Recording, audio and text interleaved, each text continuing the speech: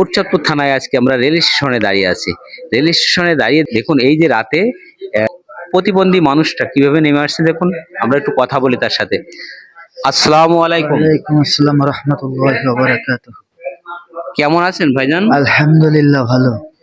আসেন দিন আপনার সাথে একটু কথা বলি ভাইজান। আসুন এখানে বসে আসুন, একটু কথা বলি। এই এই রাতে বসেন বসেন, আপনি একটু বসেন, আস্তে আস্তে বসেন। এই যে আমরা বসলাম ভাইয়ের সাথে। ভাই কেমন আছেন আপনি বলুন? আলহামদুলিল্লাহ অনেক ভালো আছি।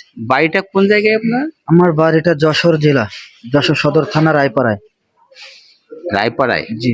তো কিভাবে চলেন আপনি? যে এখন আমার চলার মতো কোনো পরিস্থিতি বা পরিবেশ নেই। এখন আমি অসুস্থ মানুষ। আজকে 6 বছর যাবত আমার ভুল ট্রিটমেন্টের কারণে এক পাশ চলে গেছে। তাই এখন আমি মনে করেন যে অসুস্থ মানুষ কোনো চাকরি করতে পারি না।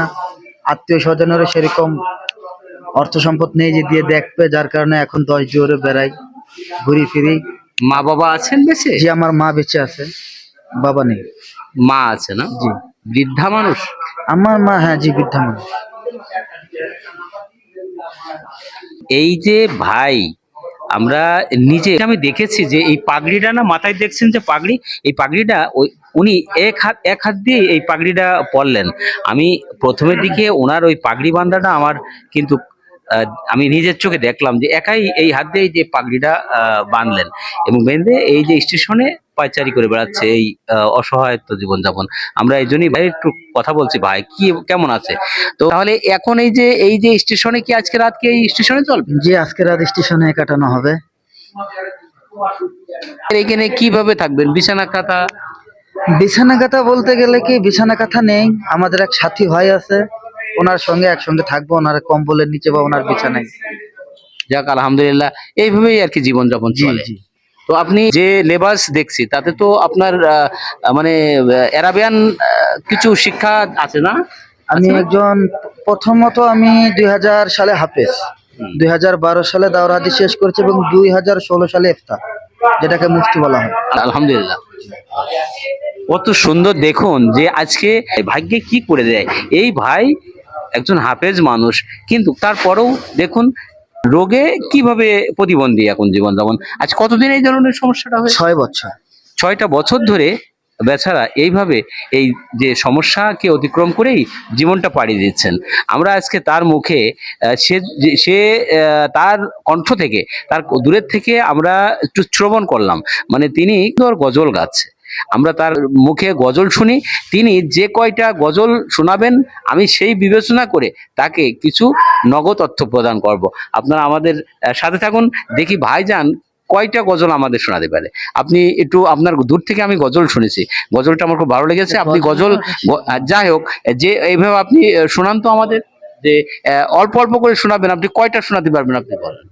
मैं दूर हूँ मजबूर हूँ ऐ सैयद आलम, मैं दूर हूँ मजबूर हूँ ऐ सैयद आलम, दीदार दिखा दे नहीं आवाज सुना दो, दीदार दिखा दे नहीं आवाज सुना दो, मैं सूरत यूसुफ को नहीं चाहने वाला, मैं सूरत यूसुफ को नहीं चाहने वाला।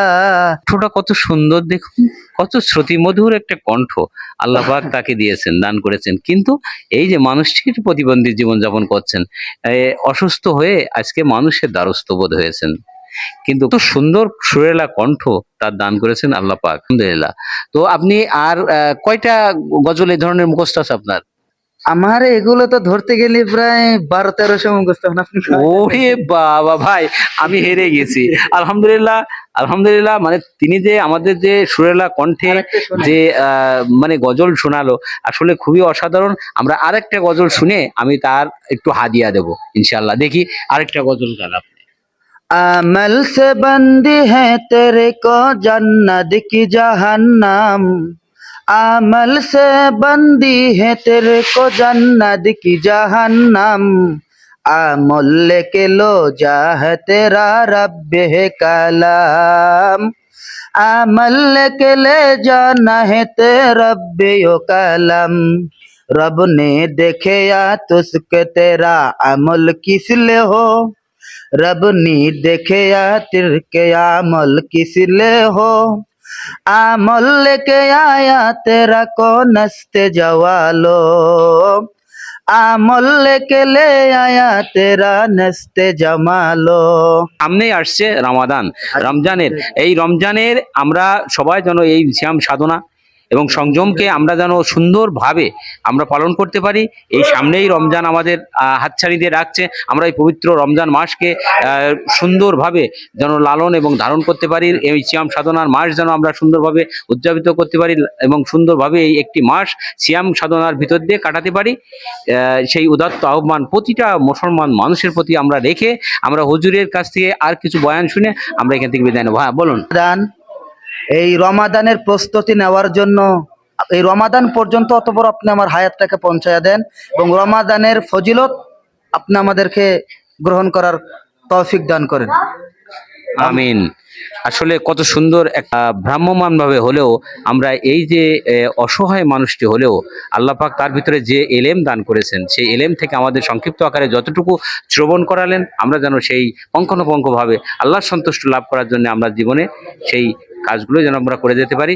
সাহেব ভ্রাম্যমান ভাবে যিনি ঘুরে বেড়াচ্ছেন এই অসহায়ত্ব জীবনযাপন করছেন, আমরা তার হাতে গোপনে কিছু হাদিয়া দিচ্ছি, যেহেতু সংক্ষিপ্ত আকারে বললেও আমাদের কিন্তু অনেক জ্ঞান তিনি দান করেছেন। তো এই জ্ঞানের আলোকে আসলে এই সমস্ত জ্ঞানের তো কোনো হাদিয়া দিয়ে শেষ করা যায় না, তো আমরা তার হাতের মুঠোয় দিয়ে দিচ্ছি ইনশাল্লাহ। এই যে ভাই আপনি এইটা রাখবেন ইনশাল্লাহ।